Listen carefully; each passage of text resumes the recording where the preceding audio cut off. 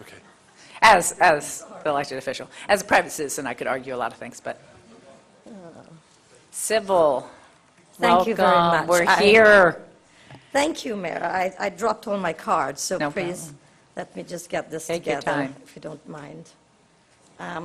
First of all, I'd like to thank you very much, Mayor Jacobs, for this opportunity and for the whole idea of getting us to this point. I want to thank very much Mayor Dyer for giving us the building that we are using to improve and to have a new home for the ballet. Mayor Dyer gave us the building when we were homeless, and Mayor Jacobs came up with the idea of getting us the money to make sure that Harriet's dream was fulfilled. So thank you all. Thank you to the Tourist Development Council for your indulgence in allowing us to bring this project to you, and we appreciate very much anything that you will do to help us get to this point.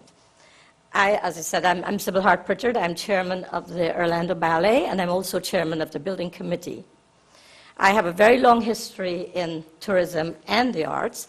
I've been involved with the arts generally for over 25 years, and I've been involved in tourism industry both as a member of the iDrive International Master District. I've been involved from the very beginning. I've been involved with the Orange County Convention Center. I was on the oversight committee for the building of the second phase of the Orange County Convention Center. And I am tied to tourism as much as I'm tied to the arts. I want to say to George that his wonderful, you don't know the half of it, well, we're the other half. So, and that was a good slogan, and we'd like to be part of that. Today, what I'd like to do is give you just a little bit of an idea of what the Orlando Ballet is about in terms of what we're looking for with the new building. Harriet Lake, as you well know, was an incredible philanthropist in this town. There's nobody to replace Harriet Lake, and we hope that there will be someday, but unfortunately, as you know, she passed away a few months ago. This was Harriet was a business person, but she was also a philanthropist. She loved Orlando Ballet, and she wanted this to have this home, and she was determined that this would happen during her lifetime.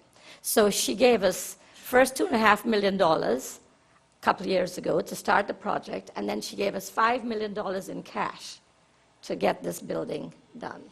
So we are very, very happy that all of this we've gotten so far. As you can see, I'm not going to take up a lot of time because I know we're running short in time, but as you can see in the presentation, that the building, we hope that it will be finished in 2019. It's shovel-ready, ready to go. The city has been unbelievably cooperative in getting us to this point to where we are really at demolition stage right now. We have all our permits in place. And so all we need to go forward is the $4 million that we are requesting from you to make sure that this happens and happens in time.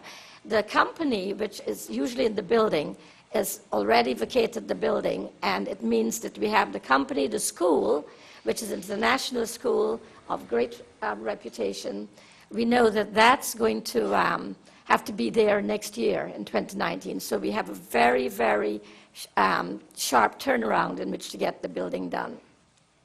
One of the things that I wanted to say about Harriet, too, is that she has been very, very structural in terms of how she wanted this done. And so the building itself will cover all the things we need, and my partners will, and the ballet will give you all the details about that, in terms of what she needed in terms of the school, the administration, and the company under one roof. So this is one of the most important parts of what we're doing.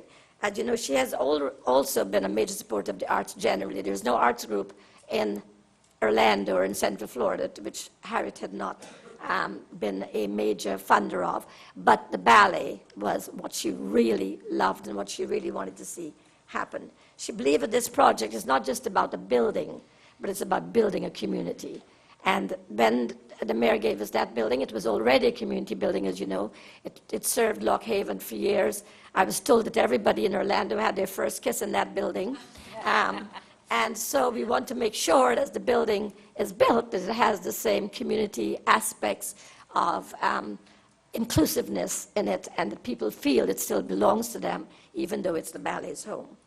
The only other thing that I'm going to add to that is that, let's see, since leaving our home in 2014, I'm not going to go through the details of what happened, but the building we were in had mold, et cetera, et cetera. But we had a great support from the rest of the community to get us to this point. So I also want to make sure that I thank the rest of the community for helping the ballet to get to the point of where we are now.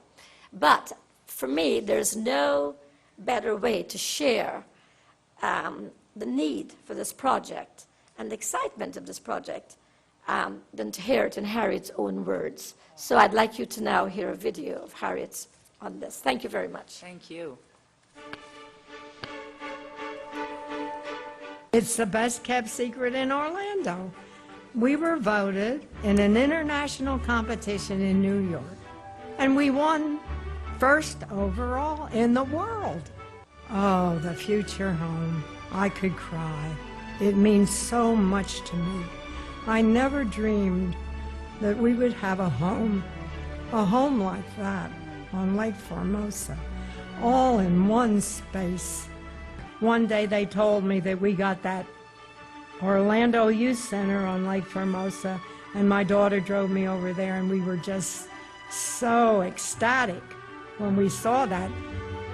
Lake Formosa as far as the eye can see. What a spectacle that is.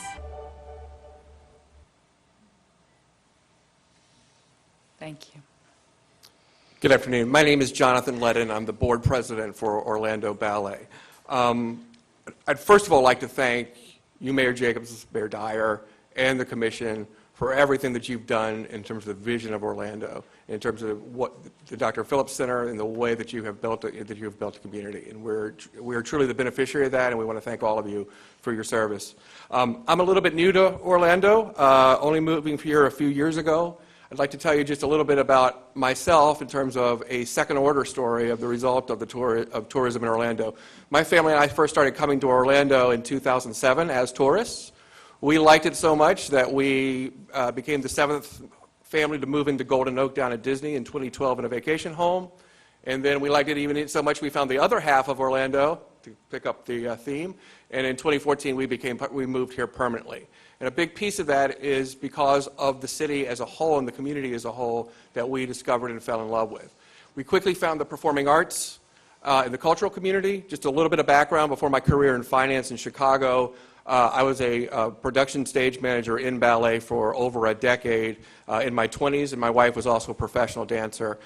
We found Dr. Phillips Center, and we're proud donors and supporters there. And then we quickly met Robert Hill, who is certainly a treasure of this community, and we were quickly drafted onto the Orlando Ballet Board. Over the past year, I've been acting executive director for Orlando Ballet. I've had the pleasure of helping the organization put in place a long-range plan.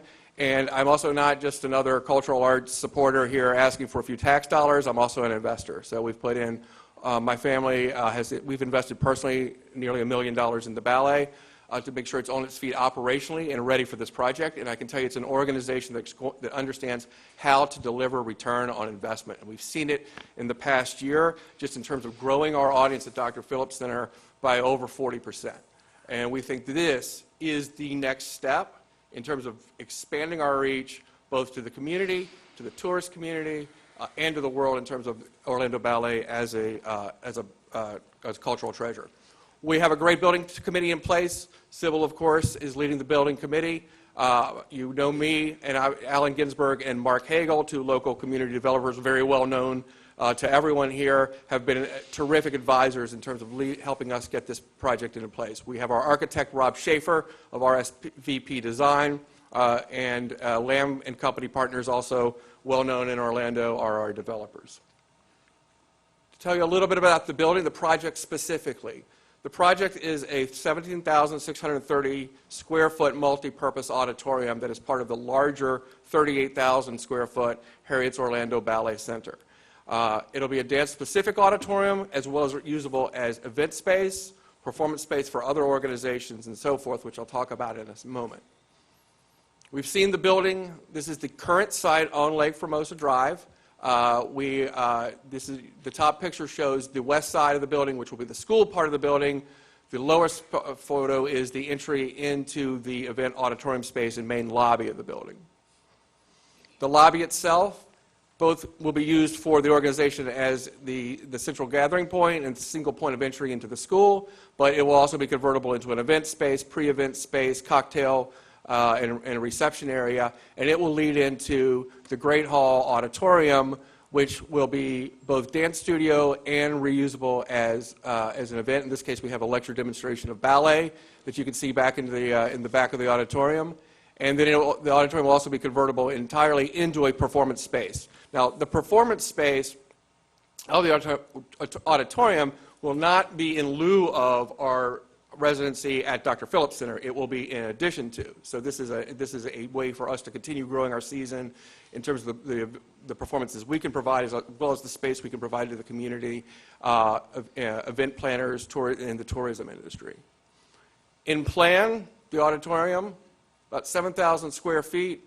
We can seat about 250 people in a performance configuration. We can also seat 450 people in banquet style. We already have demand for the existing facility for weddings and events, and we plan to use this as a way to generate revenue for the ballet, but also provide a large event space downtown that can be used both as auxiliary to hotels as well as to community events. Central lobby area, green room and dressing room area, box office, concessions. All of this is, as well as a terrace that feeds right out on to the lakefront of Lake Formosa with a downtown view. The other side of the building will be the school for the Orlando Ballet School.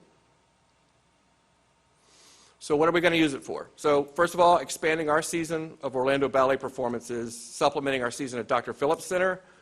This gives us the ability in a smaller, lower cost venue to do new works, technology projects with dance, international and national ballet competitions, things that, we were talking about new works that will be webcast nationally, things that lend themselves better to a smaller environment and being able to create new dance works and integrating dance with technology. We talked about major benefit events.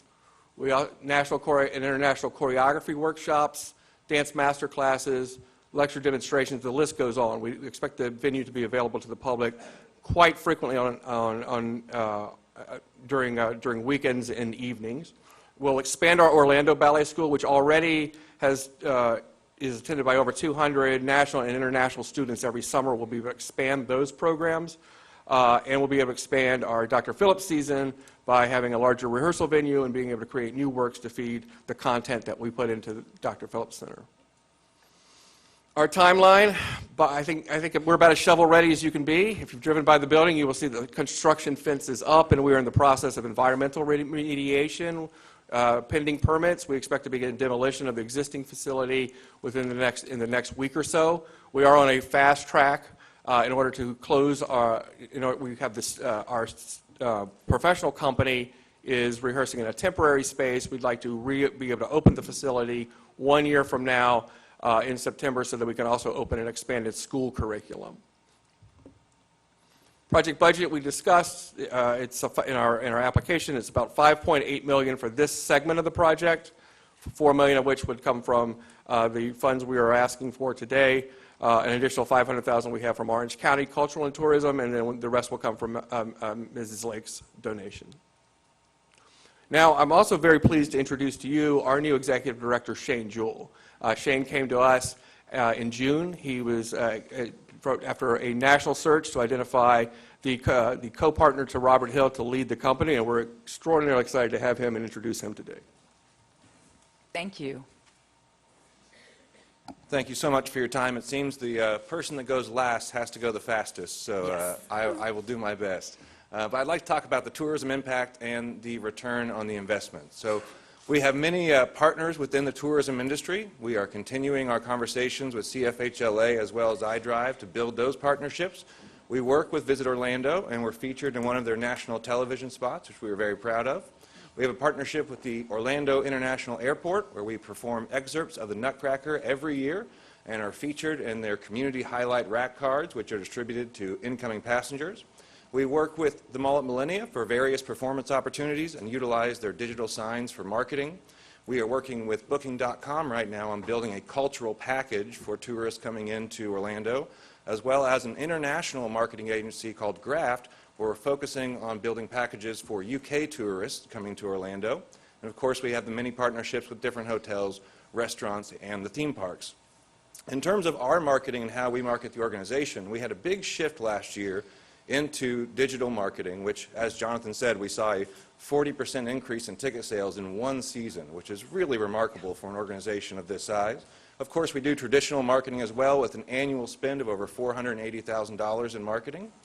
We have received national broadcast exposure, specifically on ABC's Nightly News with David Muir, where they highlighted one of our community impact programs. And we do national and international marketing for our summer intensive program through Dance Media, which actually will estimate up to 300 students who will be here for up to 8 weeks this summer for dance training. And we are currently in the process of migrating all of our different databases into one master database under the platform of Tessitura, which will allow us better impact and engagement with the patrons that we currently have and the ones that we intend to grow for the future. So when we look at the metrics of last season, we had over 58,000 people attend our programs at Orlando Ballet, and we expect that to grow for next year. And that's almost 7,000 coming from outside the 7-county area. And then for this new auditorium space, which will seat, as Jonathan said, 250 people, we estimate up to 9,000 people will be there just for our performances, not excluding all the additional events that we can have in there, which we anticipate to be between 20 and 100 a year, and then the anticipated hotel nights for our performances for that auditorium space alone are around 600. So when we talk about return on investments, I think one of the most important things to talk about is that the visitor spend for cultural event attendees is greater than for other event attendees in terms of high-end hotel and restaurants, parking, souvenirs, etc. We've used the Arts and Economic Prosperity Calculator to estimate that our economic impact in Orlando is right now at $8.9 million, and we expect that to grow to $13.5 million over the next 5 years.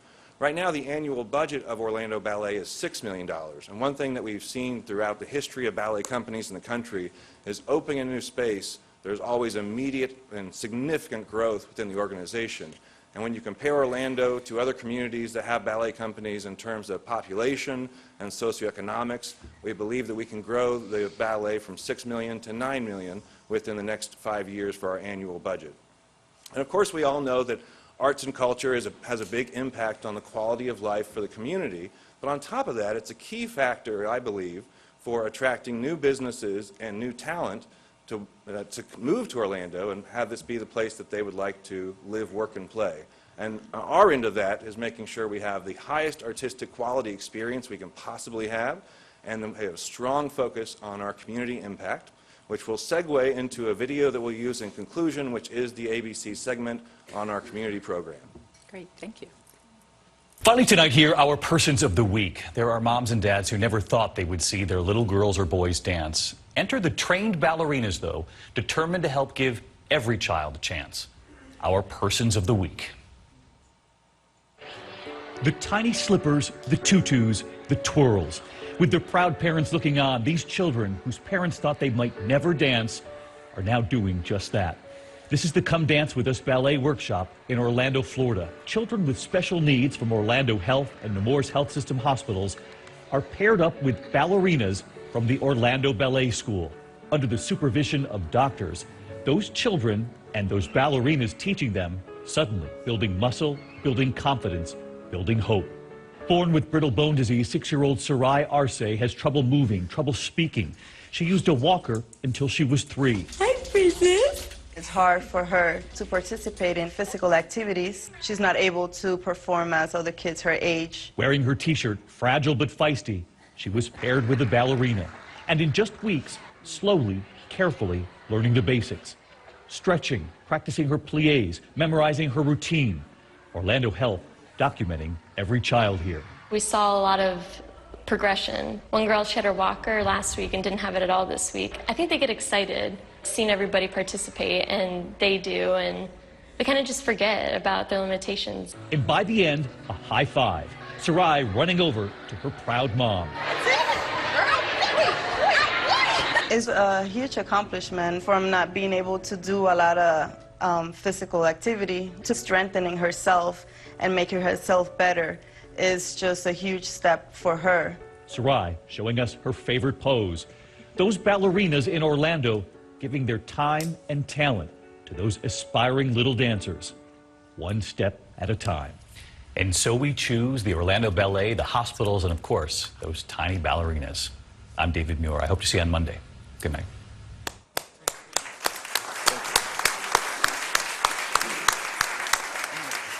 So thank you so much for your time and your consideration, and we'd be happy to answer any questions that you might have. All right, we were hoping the tears were going to be saved for Pulse, which is why we put you first. That's incredible. And you know, you probably don't know that, but just within the last couple of weeks, we celebrated our Special Olympic swim team here from Orlando that won nationwide. So, wow, what a great culture we have developed. Thank you for being part of it. Thank you so much. Questions? Anybody want to rescue me here? Mr. Winterkamp, you want to bring us home for the ask? Well, I think it would be appropriate to entertain a motion on behalf of the ballet to take the transmittal letter that you have and make it as a recommendation to the Board of County Commissioners to further the process. And that's $4 million for this year. And we would not be in this situation were it not for the incredible generosity of so many people, but most importantly, Harriet Lake. So is there a motion? So moved. Motion by Commissioner, I'm sorry, by the Mayor, seconded by the Mayor. All in favor, please say aye. Aye. Opposed? Motion carries unanimously. Whew, awesome.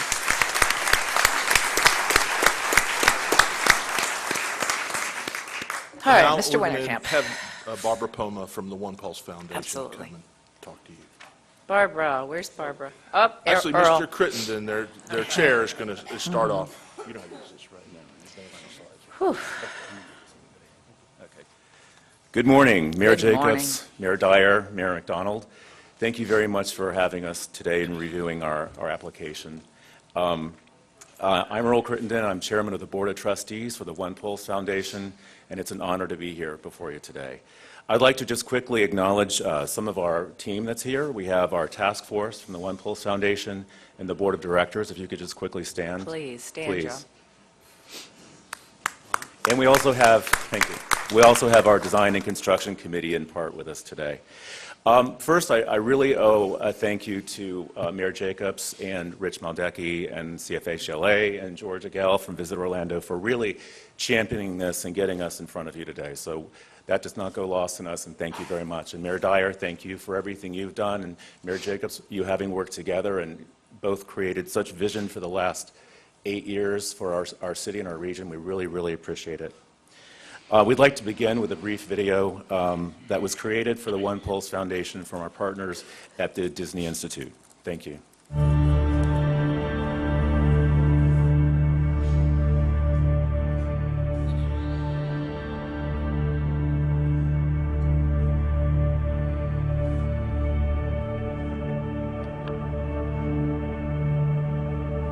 Just started off as a regular night, and it was one of those nights that I enjoyed because there was so much dancing.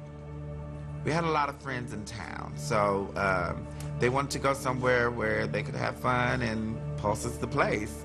My beautiful daughter, Amanda, she was 25 years old. She always talked about Pulse being a fun place. Everybody was always having a great time. She says, Mommy, it's so chic, you will love it. The night is going really well. People are happy, dancing, singing. I remember the bartender pouring our drinks. Everything went from great in a normal night to complete chaos. We interrupt our program this morning because we have some breaking news to bring you out of downtown Orlando.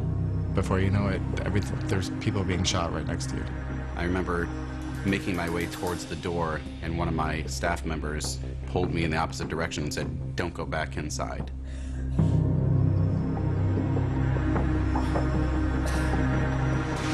Just shooting back and forth. Look at this. I was truly trapped, and that's not a feeling I would wish on anyone. I remember just yelling to the person that was near the security gate, to open the gate.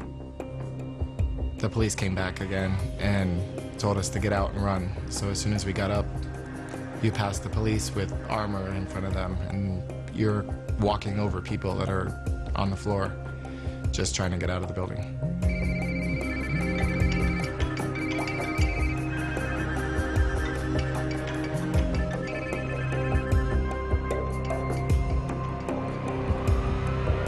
I remember when I got to the scene, you can imagine the amount of, chaos that OPD was dealing with.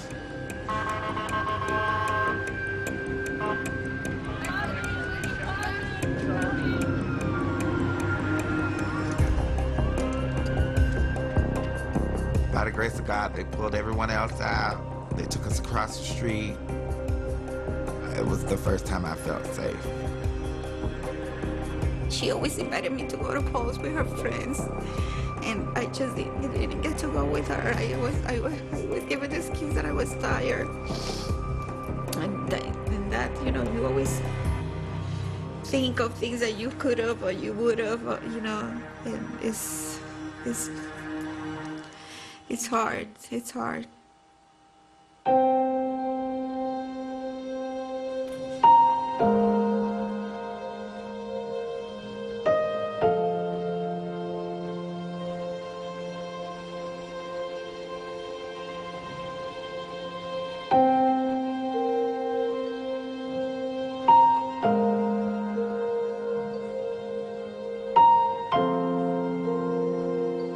The horrific events of June 12th impacted Orlando, but the city and the country merged as Orlando United in the spirit of acceptance and hope. Orlando came together to emerge from the darkness.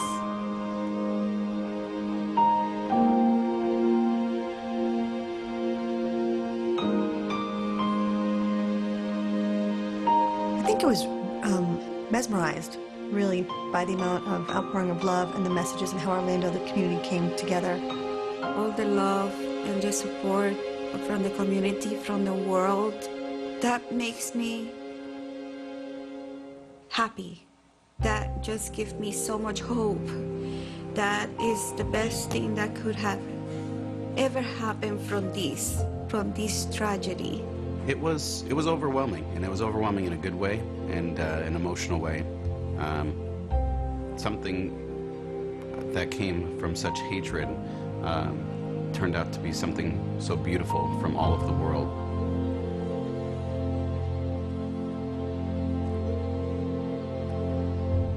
Why did this happen? Hate is why this happened, and we will not let hate win. We all have the power to stop these cycles of hate. We can prevent and put an end to this forever. But we must have the courage and the strength. The courage and strength to stand up and be the voice for the 49 angels that were taken away, to prevent this from happening again and again, taking more innocent lives. What can you do? What can we do? Help by sharing the message that we really aren't different. We are more alike than one can imagine.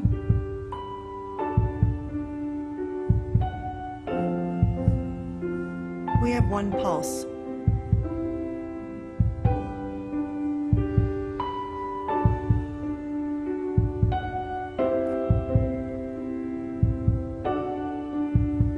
We will not let hate win. We will not let hate win.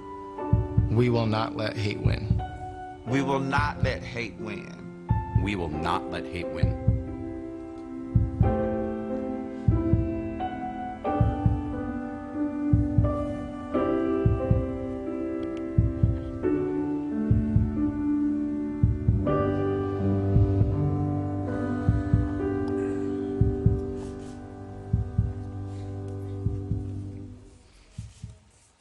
Barbara, welcome. Audio? Try again. Thank you all very much. I think we all need a little bit of a deep breath. I know I do before we begin. Across our country, there are memorials dedicated to every major tragedy in American history. And there are museums that are built to record the history of those tragedies. They are built to educate the generations who were too young to understand it or hadn't even been born yet. They also serve as incredible platforms for creating positive change.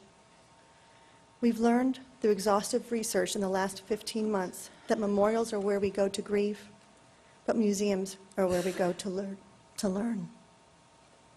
On June 12, 2016, 49 people were killed here in Orlando. It was the second deadliest mass shooting in U.S. history and the nation's worst terror attack since 9/11. Orlando has an unprecedented opportunity for the first time in our city's history to be the home of a national memorial and museum in partnership with the National Park Service. Our application today is a request for leaders in the tourism community to provide lead funding to ensure its success.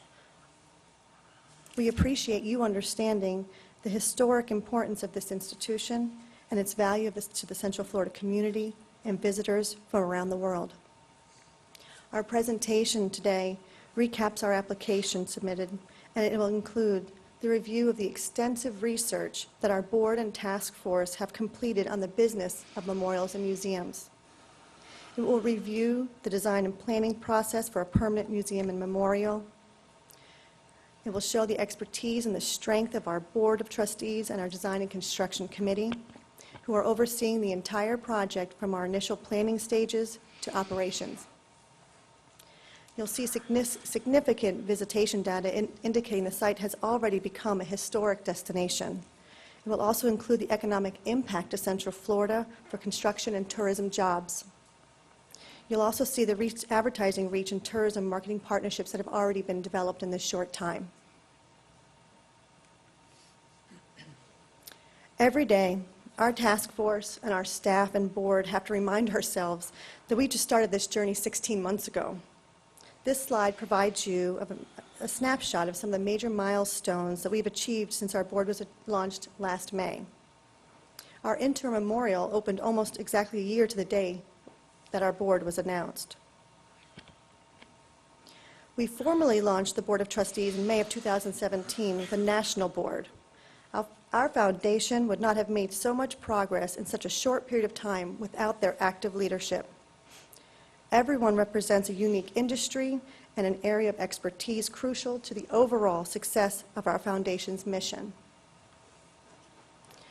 The corporations they represent share the same inclusive values of our foundation, and more importantly, the values that we all in Orlando share that were so apparent with the community's immediate response following the tragedy. Our biggest milestone was a hugely successful opening of the Pulse Interim Memorial on May 8th of this year. Visitors were coming daily when it was still in its original condition with a chain link fence and mementos and candles and a makeshift signage. The task force decided to create an interim design that would give our victims a respectful, dignified space to be remembered, and that would give visitors a peaceful space to reflect. Through the guidance of the task force and the design and construction committee, this project only took 6 months from concept to completion. And 50% of the total cost including supplies and labor were donated. 100% of the design was donated by a local landscape architect firm, Dix Height Plus Partners. Now that it has become a viable memorial park, although temporary, we are able to track the visitation and the impact on the surrounding area. The site has a full-time on-site security and a camera system, a digital guest book from Monster Media that tracks zip codes, and a robust volunteer docent program developed by the Disney through their Executive on Loan program. Where are we getting our data? And how can we best anticipate the numbers that will be coming to our memorial and museum upon opening? You've heard me, as well as others, refer to the memorial and museum as a package, and that's because they are. That is part of the business model that makes the project sustainable, as well as offers 2 experiences. As I said, the memorial is where you will go to grieve and pay your respects to the affected, and the museum is where you will go to learn. It is your education center.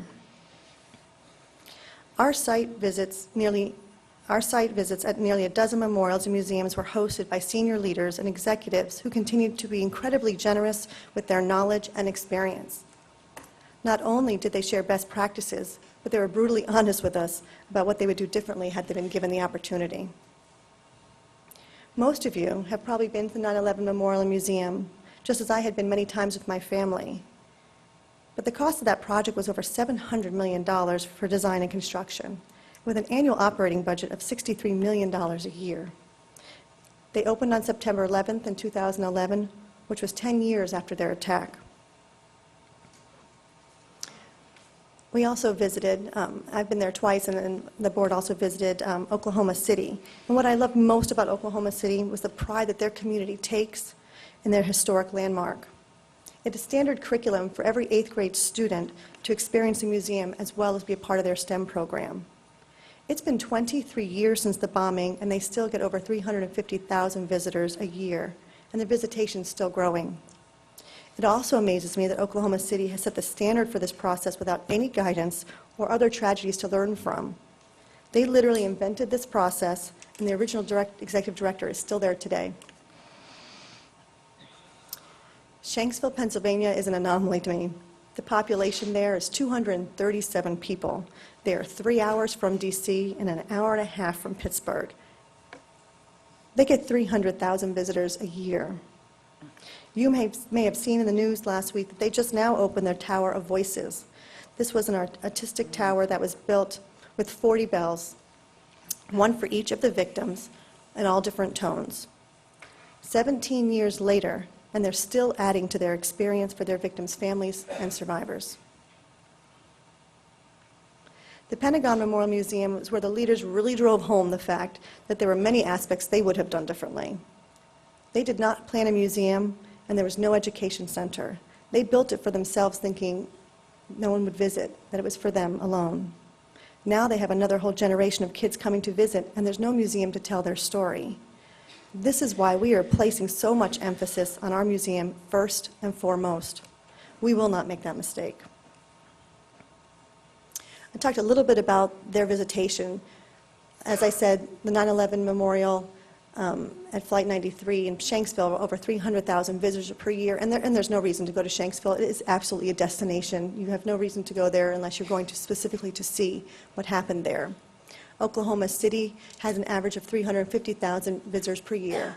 And imagine that the city itself only has 7.5 million visitors. That makes their museum visitation 4% of their tourism count. The Pentagon has over 1 million visitors a year, and just now starting a capital campaign to build their education site. The National Civil Rights Museum in Memphis has an average of 250,000 visitors per year, and they just recognized the 50th anniversary since Dr. King's death. Let's consider what our visitation could look like. Currently at our site now, we have over 300 visitors a day. Then the numbers we have tracked did not include the opening day. It did not include June 12th or our Community Rainbow Run. Those numbers, it's too hard to be clicking. We're actually having someone there who stands there and clicks every single day. So considering that Visit Orlando has announced a record 72 million visitors in 2017, imagine if merely 1% of those visitors in the Orlando region came to Pulse. That would mean 720,000 visitors a year, an average of 1,900 a day. We're calculating our museum operating budget at only 300,000 visitors per year, which is a very conservative number. This is just a graph recapping the visitation of our site. To date, we've had over 34,000 visitors to the site. Since May 8th, 34,512, not including June 12th, not including the day we opened or the annual run. This is a snapshot of our design and construction timeline. This group has worked deliberately in creating our timeline. You'll see that we launched an ideas generator on July 17th, which ended on August 31st. I'll talk a little bit about that going forward. We are looking to acquire land between October and January of 2019. We would like to launch our formal RFP process in late January, and we'd love to have an announcement of a final design in October 2019. We'll spend most of 2020 making design refinements, going through permitting, working with contractors, and hopefully the first quarter of 2021 construction will begin, and hopefully by June 2022, the museum and memorial will open. I touched briefly that we held an ideas generator. That was the very first step in our design process. The purpose of the ideas generator was to develop the most informed RFP for the international design competition. This is meant once again to allow everyone to participate in the process, from school children to professionals. Anyone could have submitted their design for the site. This was created under the expertise of Hillary Lewis, who served on our board and our design and construction committee. She has a PhD in urban planning from Harvard University, and she actually wrote the book on urban planning for the 9/11 Memorial Museum. We're very proud of our results of that. We had 8 states outside of Florida that we had received design ideas from: West Virginia, New York, California, D.C., Massachusetts, Georgia, Maryland, and Texas. We received one from Puerto Rico. We also received from 7 countries: Florence, Italy. We had 3 entries from India, 2 from Iran, Turkey, Korea, Japan, and Norway.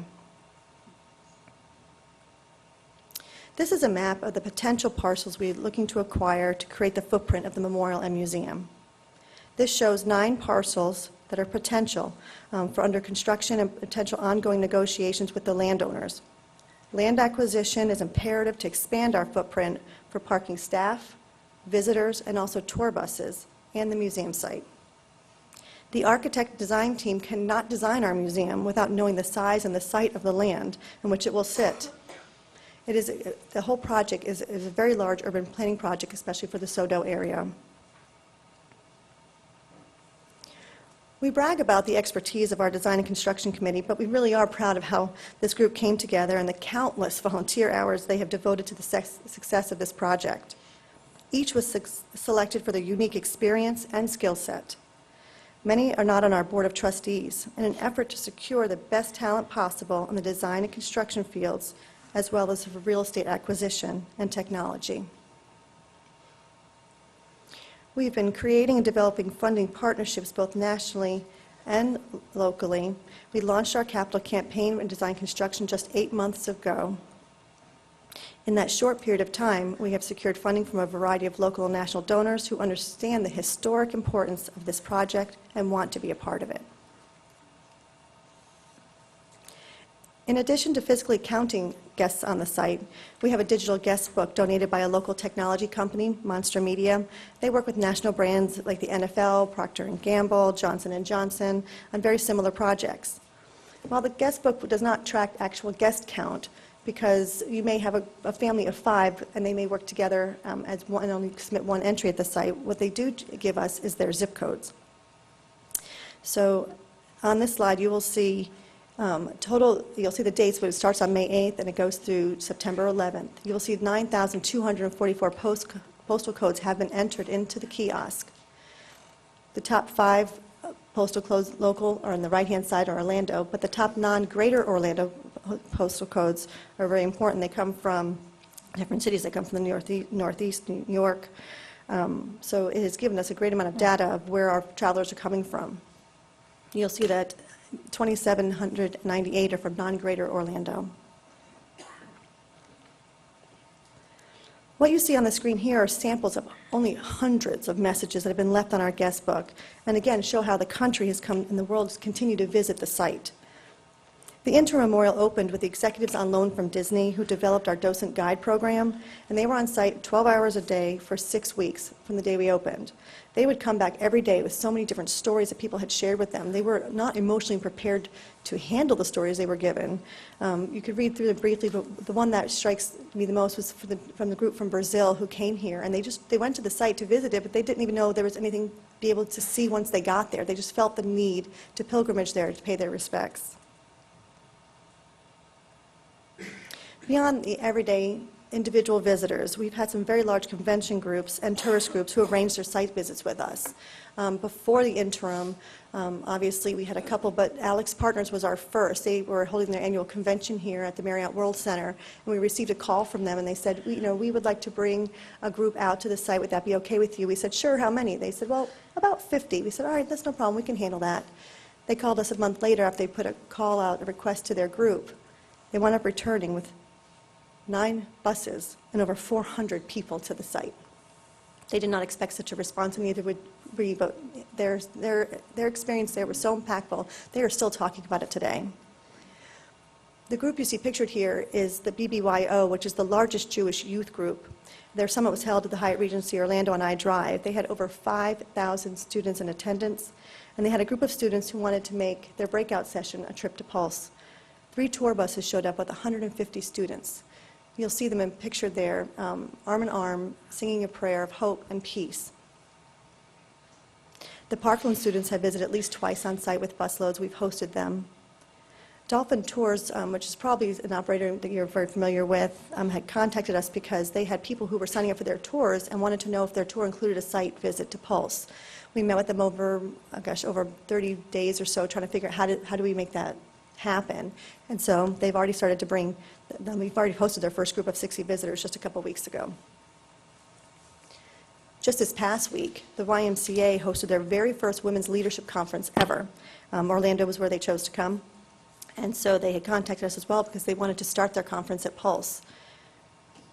I had the pleasure of giving them a tour. They did not know what to expect, and it is not lost on us that the YMCA is a strong Christian group. So for a strong Christian group to bring, to come to a gay nightclub is very impactful. The leader of their group and the president and CEO of the Duluth Area Family YMCA told me, "I had no idea the impact visiting Pulse would have on our group. What an inspirational way, an impactful way to start our conference." It was time for them to leave, and I had to leave, and their bus was waiting for them, and they were just sitting all over the plaza, some in chairs, some were sitting on the floor, some were hanging by the bathrooms. It was just amazing to see how they were not ready to leave. The media outreach and advertising are an important part of the application scoring. While I cannot tell you that I had a huge appreciation for the media right after the tragedy, I can tell you that the numbers I have seen in this past year, including the interim, have really been eye-opening. About a year ago, we contracted with a PR firm out of New York City called Rubenstein, and since then, we receive these weekly reports from them, everything that has to do with Pulse, whether it be our event or any time that our name is actually mentioned. So I just wanted to share with you 2 of our highlights. The day that the interim memorial opened, we had over 1 billion total media impressions that day. On the 2-year Remembrance Week, it was 1.476 billion media impressions. Those numbers shocked me. I didn't know how big those really were until someone said, "Those are big, Barb." I said, "Oh, okay." But it's not just the number, it's also the outlets. Here was Associated Press that was picked up by 180 outlets, including the New York Times, Washington Post, for over 419 million unique monthly visitors. We also draw unsolicited celebrity attendance. On the opening day of the interim memorial, Yo-Yo Ma was here to celebrate the Philharmonic's 20th anniversary at Bob Carr, and he felt inspired to come to the site. We had no idea he was coming. He just came, sat down at midnight, and started to play. This was picked up by Billboard and then People magazine. Last month, Sam Smith was here performing, and again, unsolicited, felt the need to come to the site and posted on his Instagram and his Twitter feeds, which was picked up by multiple media outlets worldwide, not to mention his millions of followers. His exact quote to 10.2 million Instagram and 7.8 million Twitter followers was, "If any of you go to Orlando, it's such an important place to go and pay your respects."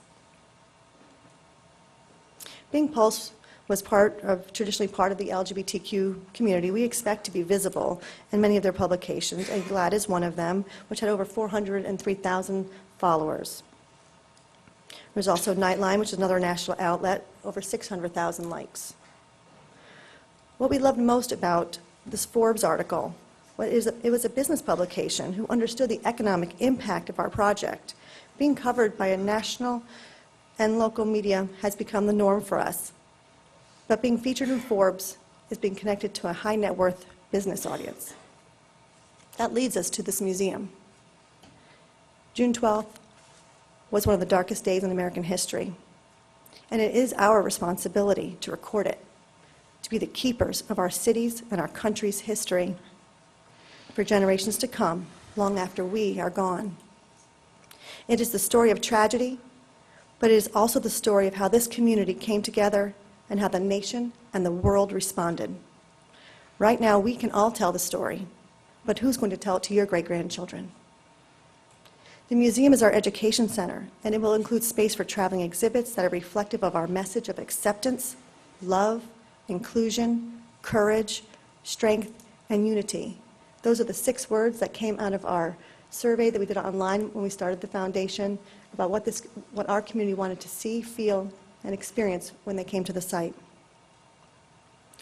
We will have faith-led summer camps and schools that have already visited our site by the busloads. Just at the end of the last school year, there was a teacher from Boone High School, and so she had finished her classes and her exams were done, and she didn't know what else to do. And usually teachers just pop in that video.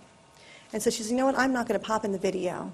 She gave each of her students a victim's name and story, and they walked to the Pulse site every day to spend their class period at the site and do research and to learn about what happened at Pulse. A few weeks after that, I had received a phone call from the Audubon Park K-8 school asking if I had an age-appropriate presentation for their students. This museum is important. It'll also include event space that allows our community to gather for meetings and workshops. In case you don't know about the economic impact of museums, museums in the United States employ 372,000 people. That's more than double that of the professional sports industry. U.S. museums generate more than $12 billion per year in tax revenue to federal, state, and local governments. The museum feels the largest economic impact is on the leisure and hospitality industry, generating $17 billion annually. Our marketing partnerships are continually growing. Just a couple of weeks ago, Outfront Media contacted us and said, we'd like to give you any of our open billboards if you'd like to help promote and create awareness for the Pulse Memorial Museum. We said, sure. So you should start seeing some of these around various billboards around our very soon. We've also joined Visit Orlando, who has our brochures for distribution at their kiosks and convention center and other locations, and has actually included us in their Passport website video. On behalf of the families of our victims, survivors, first responders, the locally and globally affected, as well as our task force, staff and board members, I'd like to thank you, Mayor Jacobs, for giving us the opportunity to apply for these dollars, Mayor Dyer for your support, Mayor McDonald and the rest of the council members here for the opportunity to submit this application for the consideration of TDT funding. Thank you. Thank you. It's hard going last. Everyone's tired. No. So your presentation was awesome. And people have asked me, you know, TDT funds, does this make sense? Because of the opportunity to spend some time with Barbara and Earl and the team, I've understood how much economic sense it makes.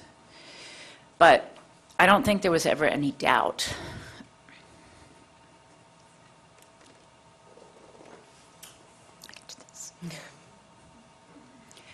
of how extremely important this is. We've all said it. We've all talked about how history will always remember June 12th. And Pulse will always be synonymous with the day that hate destroyed and took from us the lives of 49 of our brothers and sisters. That's a given. But if we do not build this memorial and this museum, that will be the only thing that is remembered of this day. As you said, we'll always remember, but we won't always be here. And it is so important that the world know that this was the day that Orlando changed. This was the day when we found out who we were and how much we cared. It broke down barriers and walls in a way nothing else could have. And it's on us to make something positive, not just for the day after, or the week after, or the year after, or the decade after, but for generations and generations to come. If the only thing that we did by having a museum and a memorial was change the lives of a handful of our kids, it would still be worth it. But we have the opportunity to change the lives of hundreds of thousands of people, and maybe more, because that's what we're going to have coming to this site. And Barbara and I have talked extensively about how important the museum is and what an opportunity it is. It's going to be a pilgrimage for some, but for others, it's going to be an awakening. The fact that a Christian group arrived there, that's, oh gosh, that's so encouraging. That's so encouraging to me about what the future of our world could look like because of a horrible, horrible tragedy. And because this community responded, and not just responded with the love and compassion that we did, but this community, our tourism industry, this board, all of us are going to respond by supporting this museum and this memorial. So with that, if this board would give me the honor, this will be the last motion, I believe, that will be made under my watch, and for me, the most important. I'd like to move that we recommend to the Board of County Commissioners, who will unanimously support this, or we'll find a way to disband the board and start over again in a new election. The allocation of up to $4 million out of the 2018 budget, this year's budget, $3 million out of next year's budget, and $3 million out of the following budget. Is there a second? Second. Second by Mayor Dyer. All in favor, please say aye. Aye. Opposed? Thank you. Thank you so much. Motion carries unanimously. And for those of you who are here, yes.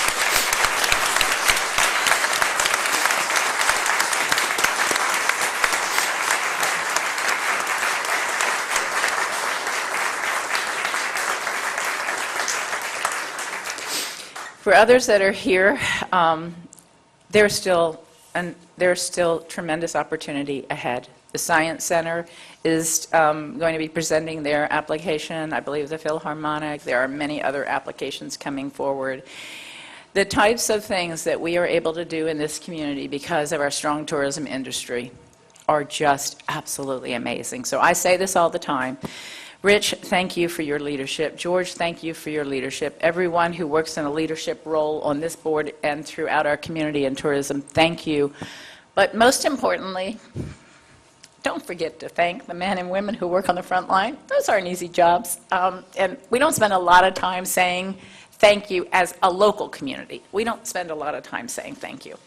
So every chance you get, you know me, I do not pass a law enforcement officer without thanking them, okay? And I'm not going to say our frontline tourism workers are on the level of law enforcement, but they hold a very special place in this community's heart, and they have contributed an enormous amount to our quality of life.